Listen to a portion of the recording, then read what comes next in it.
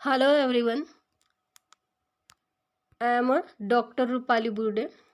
आज मैं आपको bank final accounts vertical format only इस ये जो टॉपिक है इससे रिलेटेड एक फॉर्मेट आपको बताऊंगी जो हमें प्रॉब्लम में सॉल्व करते वक्त बनाना पड़ता है। तो ये फॉर्म ए है बैलेंस शीट्स का, जो हमें वर्टिकल फॉर्म में बनानी होती है। तो form a balance sheets, form a balance sheet, उसके नीचे लिखा है इन ब्रैकेट में here enter the name of the banking company, यानी कि जिस भी बैंक का या कंपनी का हमें दिया हुआ है उस कंपनी का नाम इस फॉर्मेट में हेयर एंटर द नेम की जगह हमें पुटअप करना है। नीचे लिखा है एज ऑन 31 मार्च, ईयर जो भी है वो लिखना होगा, या फिर हो सकता अगर कोई दूसरी भी डेट हो तो वो यहाँ पे लिखना है एज ऑन जो डेट है वो डेट। उसके बाद लिखा है capital and liabilities, capital and liabilities, और उसके बाद लिखा है सेकेंड कॉलम में शेड्यूल नंबर, यानी कि हमारे जो शेड्यूल होंगे उसके नंबर हमें यहाँ पे लिखने, और लास्ट कॉलम में लिखा है रुपीज़। तो फर्स्ट कैपिटल एंड लायबिलिटीज़ में फर्स्ट लिखा है कैपिटल। कैपिटल के लिए हमारा होता है शेड्यूल नंबर 1। अभी शेड्यूल नंबर 1 क्या है उसका भी एक फॉर्मेट है शेड्यूल नंबर 1 का।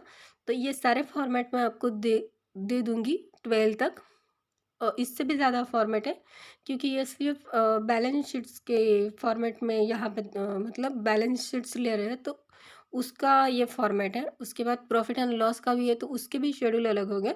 तो कैपिटल के लिए शेड्यूल 1 है, तो उस शेड्यूल 1 में हमें जो भी मतलब टोटल कैपिटल मिलेगा वो हम ये रुपीज़ के कॉलम में लिखेंगे। सेकंड है reserve and surplus.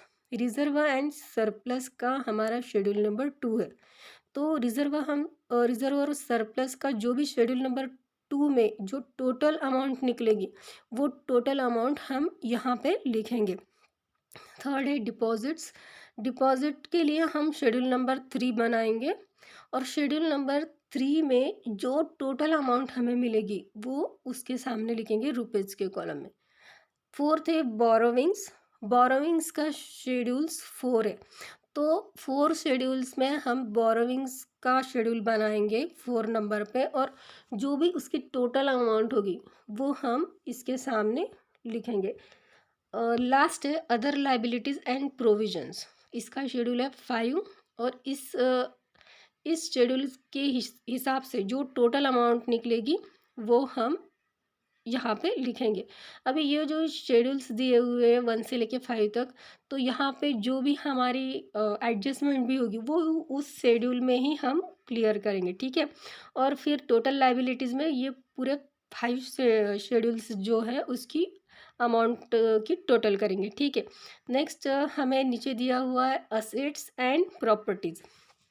Assets and properties में देखिए फर्स्ट लिखा है cash and balance with RBI. तो इसके लिए शेड्यूल्स नंबर होगा 6। इसमें जो भी मतलब जो भी आइटम आएंगे वो मैं शेड्यूल के हिसाब से आपको बताऊंगी, लेकिन पूरी जो शेड्यूल नंबर 6 की टोटल आएगी वो हम इसके सामने रुपीज़ के कॉलम में लिखेंगे।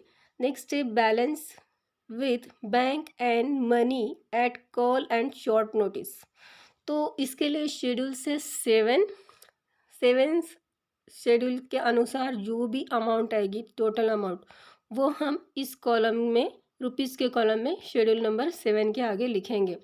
नेक्स्ट है इन्वेस्टमेंट्स। इन्वेस्टमेंट्स के लिए हमारा शेड्यूल नंबर 8 होगा, और उसकी जो टोटल अमाउंट होगी वो हम अमाउंट के कॉलम में लिखेंगे। नेक्स्ट है एडवांसेस, यानी कि जो भी एडवांसेस की जो भी टोटल आएगी वो एडवांसेस हमारे शेड्यूल नंबर 9 में हमारे इसके पूरे एडवांसेस हो गए, और इस पूरे शेड्यूल की 9 शेड्यूल की जो टोटल आएगी वो हम इसके सामने लिखेंगे।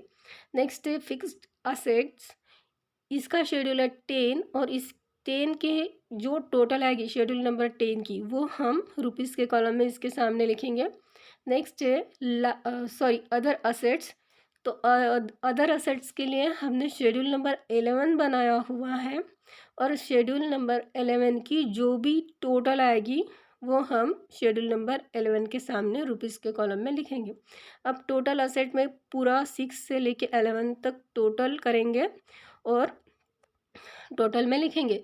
तो सबसे बड़ी बात कि टोटल लायबिलिटीज़ और टोटल असेट ये दोनों एक होंगे, यानी कि टैली होंगे। जैसे कि हमारी बैलेंस शीट हर बार टैली होती है, तो ये वर्टिकल फॉर्म में है, तो इसमें भी टैली होंगी।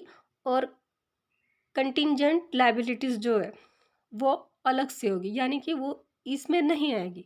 ठीक है, तो इसके लिए शेड्यूल नंबर 12 होगा, और शेड्यूल नंबर 12 के हिसाब से जो भी टोटल आएगी वो हम इसके सामने लिखेंगे। ठीक है, तो अगले वीडियो में मैं ये जो पूरे शेड्यूल है, या हर शेड्यूल के लिए मैं आपको कैपिटल में क्या होता है, रिजर्व एंड सरप्लस में क्या होता है, तो इसके लिए भी वीडियो बनाऊंगी, यानी कि क्या क्या होता है।